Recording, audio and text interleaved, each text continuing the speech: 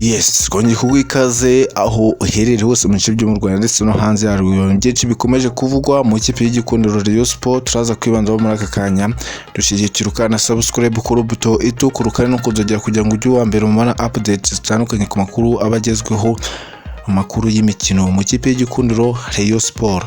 Kuri uyu munsi tugiye kuganira kuri amwe mu makuru atandukanye ari kuva mu kipe y'Rayonsports, ariko nanone turaza kugaruka ku ngingo zikurikira ziremereye cyane zirimo kuvuga mu kipe y'Rayonsports. Turaza kugaruka ku munyezamu wayo H.adolphe Ngaya waje kwerekeza mu kipe ya AS Kigali, by'umwihariko ikipe y'Rayonsports ikaba ibonetsemo undi mwanya w'umukinnyi, by'umwihariko ari kubura ibyumweru bibiri kugira ngo shampiyona mu Rwanda ibe yatangira mu cyiciro cya kabiri. Ikipe y'Rayonsports n'ubundi yari isanzwe ifite nkaho ari cyo gikomeye bijyanye n'abakinnyi, bivuze ko ikipe y'Rayonsports igomba kugira ibishoboka byose kugira ngo ikomeze ihatane izana abakinnyi beza cyane.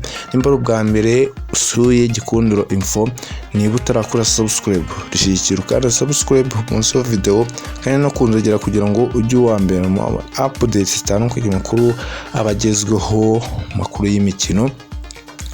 Amwita H.adolphe Ngaya yatunguranye nawe asinyira ikipe ya AS Kigali, mu gihe ikipe y'Rayonsports yanze kumwongera amasezerano aho yarangiye muri uyu mwaka. Ikipe y'Rayonsports ihitamo kurekura uyu munyezamu kwisigaranye Boneri na Tamare kuva mu gihugu cya Uganda. Biri kuvuga ko ikipe y'Rayonsports ishobora kuba yaraganirije umwe mu bakinnyi beza, umuzamu ariwe Kwizera Olivier, ushobora kugaruka mu ikipe y'Rayonsports agasinyira amasezerano.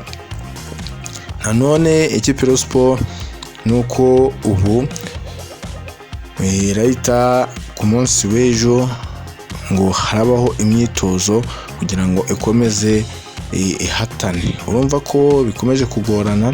Ku rundi ruhande, mu gihe iby'umutoza nabyo biri kugenda bivugwaho na bamwe mu bareyo begeranye na Jean Fidel, bavuga ko Mohamed Wade atari umutoza wabyima ikipe y'Rayonsports ngo iheshe igikombe cya shampiyona, kuko byagorana cyane. Bityo rero ikipe y'Rayonsports yagiriwe inama yo gushaka umutoza ndetse nibura igashaka umwungiriza wa Mohamed Wade, ariko nuko abatoza bagiye bashakwa bamwe banze kungirizwa cyangwa bungirize Mohamed Wade. Sinzi impamvu.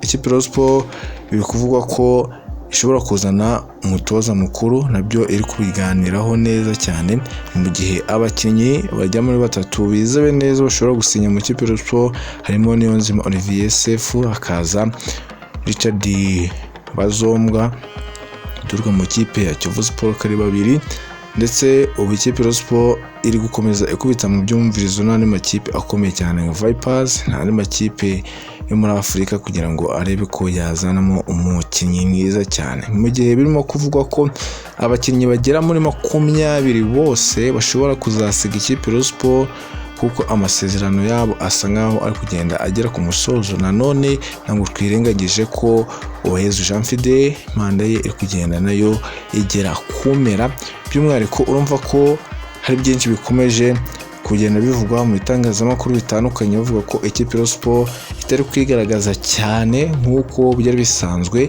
ariko nanone hari abakinnyi ikipe y'Rayonsports yagiye isinyisha. Reka tubibukiranye, hari umunyasenegali bavuga ko arimo kwitwara neza mu myitozo, by'umwihariko ngo abari bashobora kuzatungurwa ku rundi ruhande, ariko hari n'undi munyagine wasinye mu kipe y'Rayonsports. Ikipe y'Rayonsports ihita imuvunikisha atari yatangira, mu rwego rwo kugira ngo ikipe y'Rayonsports yizere neza ko yasubije ikibazo yari isanganwe ndetse imaranye igihe cyo kuba rutayizamu, nuko Musa Eseno nawe araguma mu kipe y'Rayonsports. Bikuvuga ko ashobora kongera amasezerano, kandi mu bigaragara nuko adahamya umupira, dore ko bivuga ko uyu Musa Eseno yageze imbere y'izamu awubura mu maguru, mu bijyanye no gukinisha amaguru akaba atisangamo, ariko nibura hari icyo umutoza Mohamed Wade agiye amubonamo. Urumva ko ikipe y'Rayonsports ikomeje guhatana ku rwego mpuzamahanga.